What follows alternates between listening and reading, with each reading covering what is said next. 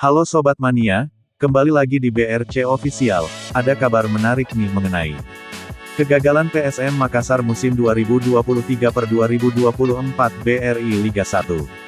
Seperti diketahui PSM Makassar begitu kesulitan di musim 2023/2024 untuk mempertahankan gelar juaranya.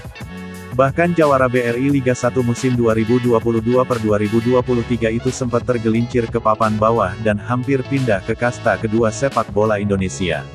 Namun dengan semangat juang para pemain yang memiliki mental juara, PSM Makassar mampu bangkit di sisa-sisa laga akhir musim, sehingga mampu menyudahi Liga 1 musim 2023/2024 bertengger di posisi ke-11 klasemen dengan torehan 44 poin dari 34 pertandingan.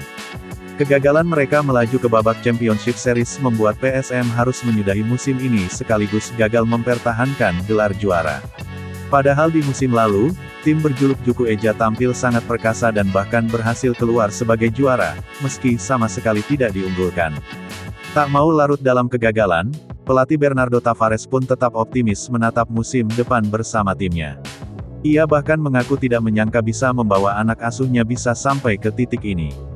"Kita tidak pernah menyangka bahwa kita sampai ke titik ini," kata Bernardo Tavares dikutip dari YouTube PSM Makassar. Dan menurutnya mereka masih punya kesempatan. Dan tentunya kesempatan itu akan datang di musim depan untuk timnya. "Sekarang kita punya kesempatan itu lagi," jelasnya. Tak lupa, pelatih asal Portugal ini pun mengucapkan terima kasih atas kerja keras yang ditunjukkan anak asuhnya di musim ini.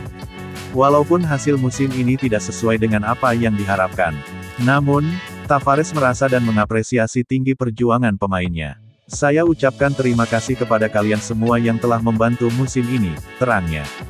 Nah itu dia sobat untuk update kabar hari ini. Bagaimana pendapat kalian sobat?